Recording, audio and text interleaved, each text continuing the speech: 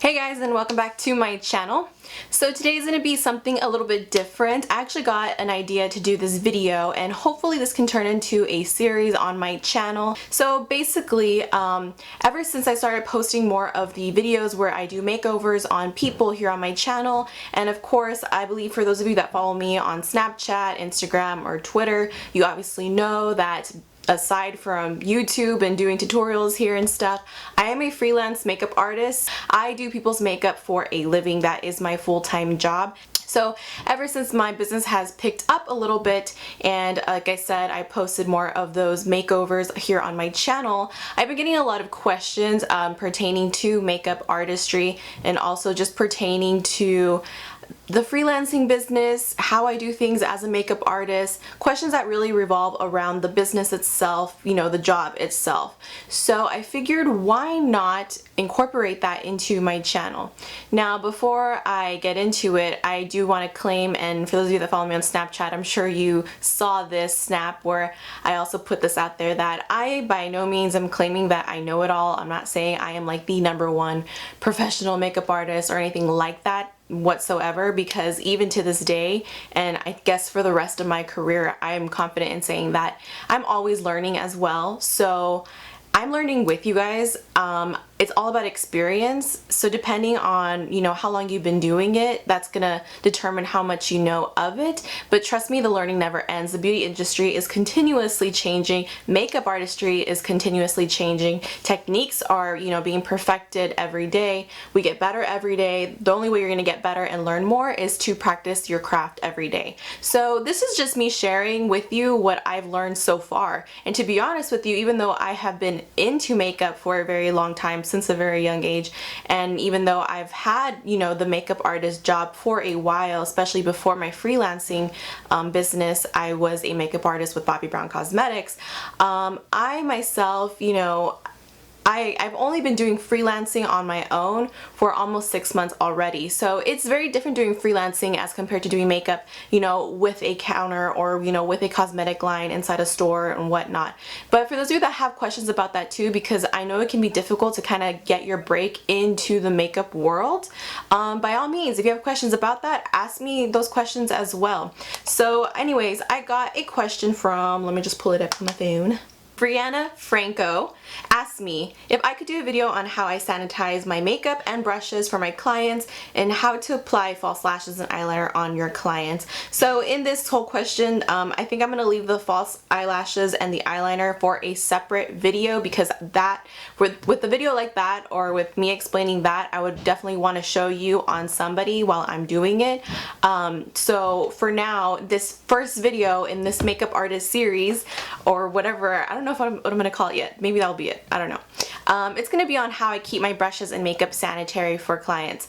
So for those of you that don't know, if you've never done makeup on other people, it's very different doing makeup on yourself and doing makeup on others, not only technique wise, but also because since you're working with other faces other than, you know, your own, you have to keep things clean and sanitary. I live in Texas. You don't have to have a license to be a makeup artist. So no brainer. That's kind of why I'm also self-taught. I myself don't have a cosmetology degree. Everything I know is just from trial and error, practicing, and of course the beauty of the internet. So I just strictly do makeup. I don't do eyebrow waxing, I don't do hair, I don't do any of that other stuff. It's just makeup itself. And when you're working with a number of faces, you do have to make sure that, you know, all of your products and all of your tools are definitely clean, because it's very common, and I've had a lot of clients come to me saying that they are hesitant about getting their makeup done by a professional because that they've experienced breakouts before, they've experienced, you know, they're afraid of eye infections. There's so many different things that you have to be careful with, because the minute that something goes wrong, I mean, I am the sole owner of my business, so I'm the only one held liable. So it's a big liability issue as well, just to make sure that everything is clean. You know, you work with tweezers, you work with scissors, you work with, you know, brushes that go very near the eye area. You have to make sure that everything is safe for your clients, because if something goes wrong, I can guarantee you that those clients will not be calling you back. And word of mouth is a huge marketing tool. I've experienced that in my region where I live that a lot of my clients have come to me or have found me, not only through Instagram and stuff like that or my Facebook page, because I do have a business Facebook page too, but by word of mouth. You know, you get someone ready for a party, for a wedding, etc. They go out and their friends and family are bound to ask them, who did your makeup? Because it looks really nice, you know? So it's definitely a word of mouth industry, and it can be either good things that they're saying about you or it can be bad things or negative things. So you really want to be careful in what you're doing. So first and foremost, let's talk about how I sanitize or keep my products sanitary. So first off, it is very, you have to be very cautious when working with things such as lipsticks and eyeliners, only because those are the two most invasive products that go near areas of your face that are open to fluids such as your saliva and also your eye, your tear duct and stuff. So those are the big bacteria wary areas that you need to be careful of. So as you guys have seen before on my channel, let me get it real quick. You know, actually, I don't think I've ever shown this on my channel at all. So this will be a first time I think this is debuting on my channel. But for instance, lipsticks. One, I don't carry around a bunch of lipsticks because that is just a hassle to carry around, and it is just more time consuming to be rummaging through a bunch of lipsticks. What I use is a lipstick palette. You can find this at MAC or through MAC. I don't believe the MAC stores sell them. Maybe MAC Pro stores do, but I got mine off of MAC.com, MACcosmetics.com. So basically it is this palette, and then you buy these wells that are inserts, and it has a plastic divider here so there's no transfer of colors into the other wells. And basically what I did is just took out my lipsticks from their tubes and just put them in here.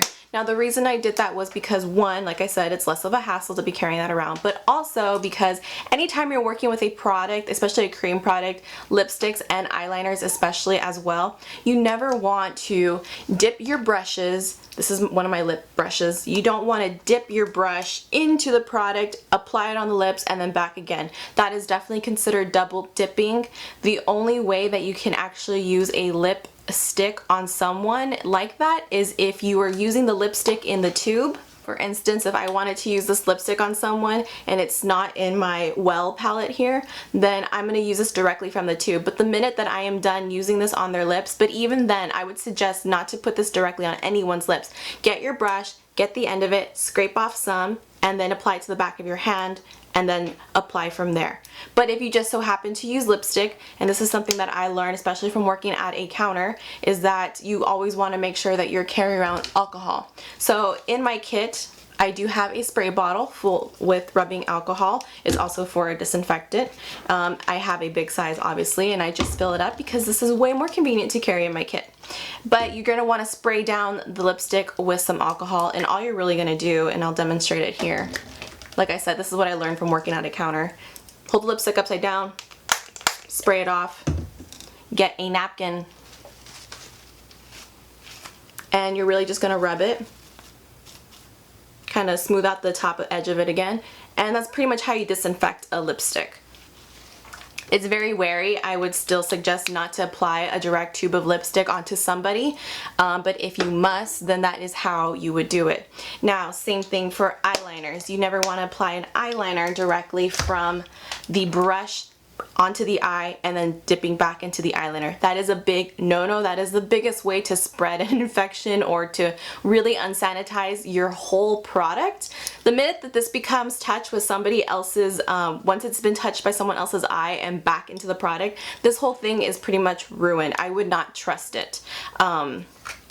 So as you can tell, this is my Inglot gel liner in 77. It's pretty much down to the bottom, but as you can tell, and I'm sure that you guys have seen this on my makeup transformation videos as well, that I am always working on the back of my hand. Working on the back of your hand is like your biggest friend, and it is the biggest thing that I think you need to get used to, because it is a different feel when you're starting to work on stuff in the back of your hand. Now it's become second nature to me. I've done it for so long already that even when I do my own makeup, I am always working out of the back of my hand. I don't even use my own products the way that I guess a normal person would use their own products. I use it as if I would be using it for my kit. So that is just how much in habit I am of things already.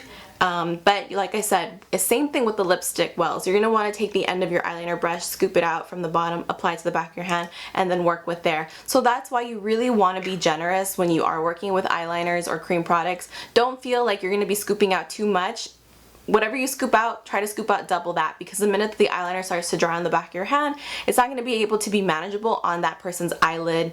Lipstick's a little bit more forgiving, you can always scoop out more, but eyeliner, you really want to make sure that you're working swiftly and you're also working in a timely fashion and manner. That way the product doesn't dry out, you don't lose product, and yeah, you're able to get that eyeliner on without any problems. Going back to lip products though, because lip glosses and liquid lipsticks are another big trend right now, especially the liquid lipstick trend. Again, the minute that doe foot applicator is taken out and applied onto someone's lips, you pretty much contaminated that whole thing already. So for instance, if you're working with a liquid lipstick, all you're going to want to do is take this out. This also works for lip glosses. And what you're going to want to do is roll that onto the back of your hand. That way you get a nice glob of product there. And then from there, that's where you're going to work out of. If you need more, again, you roll and stuff. And another thing to make your clients feel really safe and that you are doing your job in a sanitary way, you're being clean yourself, always make sure to clean your hands in front of your clients. That just shows a lot too.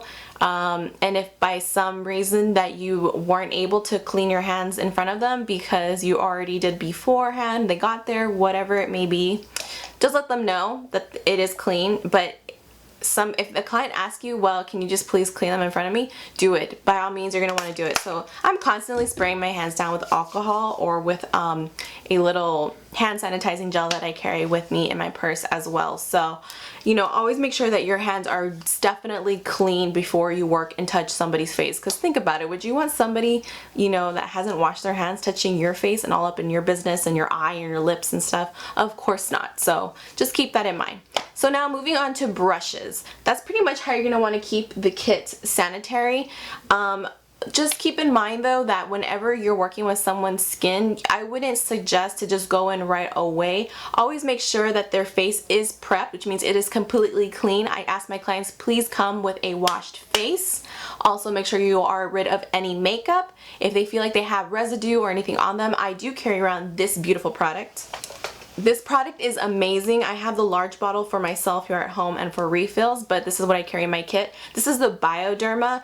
Basically, this is a makeup remover, but it's very gentle and it's a purifying cleansing solution. This is actually the first purifying cleansing solution and makeup remover that you don't need water afterwards. You can just take this directly onto a cotton ball, clean off your client's skin, and it's good to go. It doesn't leave an oily residue. It is very fast drying and it's also very calming, soothing, and this one is especially good for oily skin. So if you go on to, I believe beautylish.com is the only place I know that retails it. You can find this. This is Bioderma. They have two solutions. This is for oily skin, and then they have a pink solution for sensitive skin, normal skin.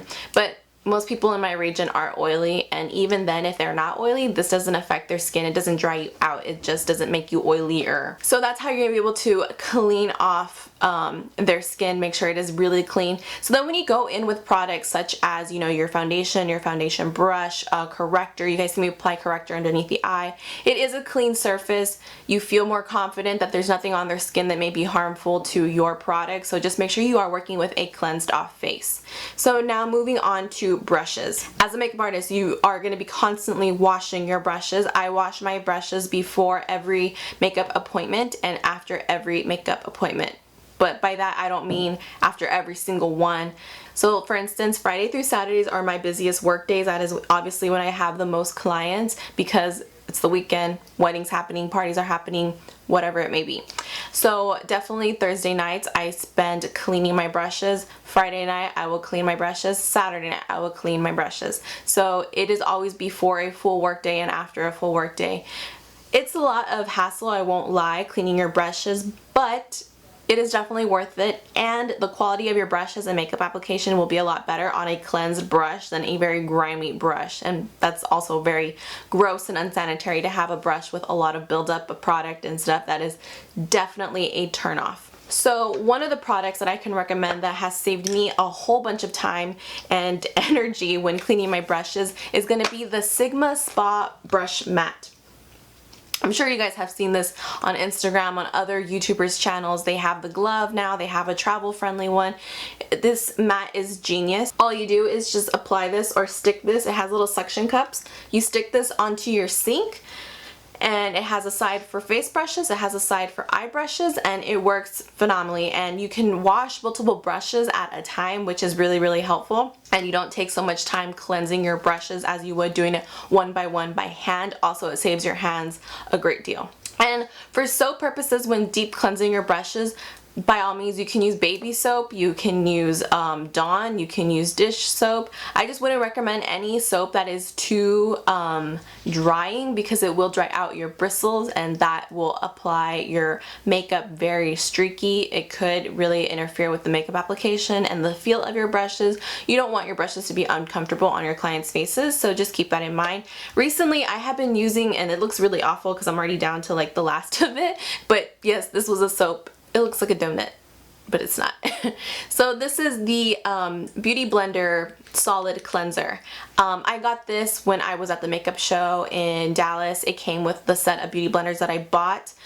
I have never used it before. A couple weeks ago, I finally took it out and was like, you know what, I should try it out, just see how it works. I first used it with my beauty blender and then with my brushes. You can use them with both, and it works amazing. I am so impressed with this, and also it's very quick drying. After I wash my brushes, it only takes about a couple of hours for my brushes to completely dry, which I think is fantastic. So I highly recommend the Beauty Blender Solid Cleanser. I'm definitely going to be using that for a while now. I'm glad I discovered it.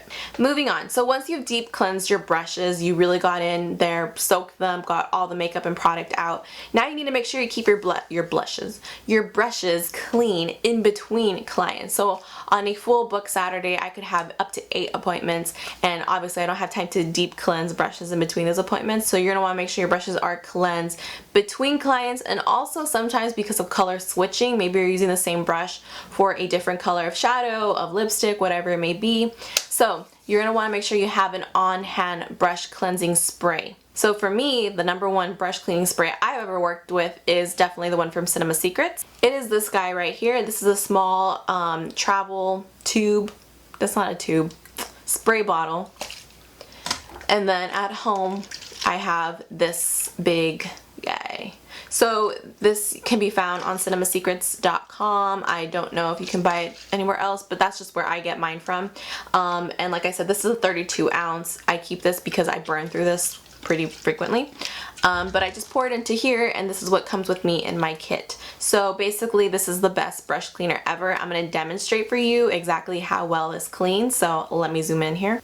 So here is this brush. It actually is a little bit dirty right now, so it's perfect. This is my Luxie large angled brush. I use this for powder contouring. I want to make sure it's in focus so you guys can see that. It definitely has product on there. It could definitely use a cleaning. So this brush cleaner works so well. All you have to do with it, and with every brush you're cleaning in between clients, is make sure you spray it on the brush. I spray it on the brush. You can spray it on a towel, but I just apply it directly to the brush. Take your napkin, and you're gonna clean it off. There you can see, look how much product is already coming off of that brush. It is pretty amazing, but it's also kind of gross to think about it. And your brush is pretty much clean. I mean, this now looks white compared to how it looked before it was brown. This is another good example. Here is my angled eyeliner brush. It actually has product on there, so it's actually like really stiff. So just so you can see how fast that this breaks down product.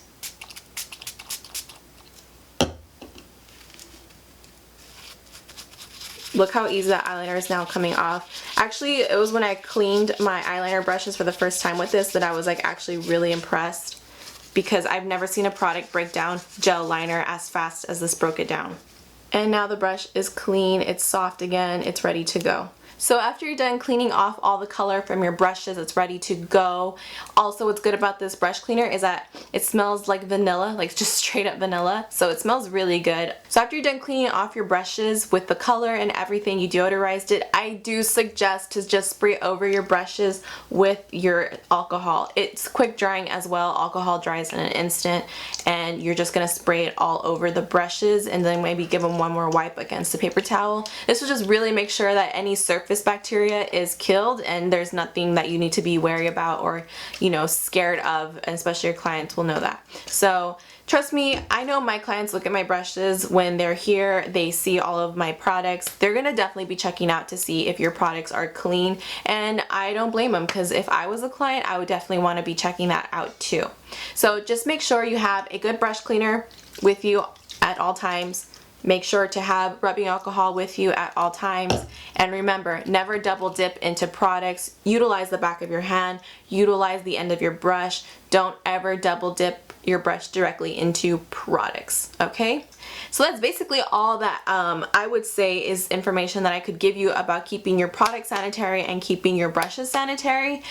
Again, hopefully this could be a new series on my channel. I think it would be really helpful for some of you out there who are also fellow makeup artists. For those of you that just do makeup on yourself, you're just here on my channel for the tutorials. Trust me, I will still have plenty of those, but I just want to cater to a wider range of viewers out there, and I really want to help you guys because not everybody on YouTube is a makeup artist that deals with clients. Their YouTube channel is just specifically for tutorials to learn how to do makeup on yourself, which is awesome because everybody can use help with that.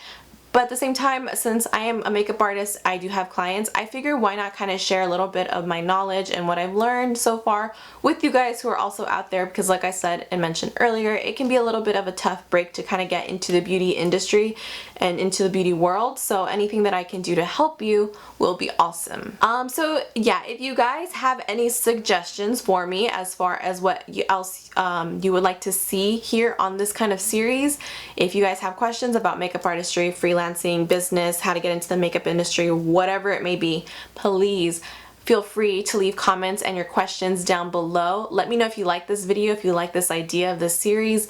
And also, just one more thing, totally out of left field, I'm using a mic on my camera for the first time today. It just came in, so if the audio sounds better, also let me know down below, or if it sounds worse, which I hope it doesn't, then let me know. Anyway, so I will see you guys on, let's see, when this video goes up, it'll be Friday. I'll see you guys on Monday back with a new makeover video that'll be up on my channel. And until then, bye guys. So Brianna blah. So once you're done cleansing off all that color, what's also, let's say, for instance, Friday through Saturday, those 2 days are my busiest work days. Blah. So after you're done clean, ooh, camera's still moving. Awesome, awesome. I'm just, okay.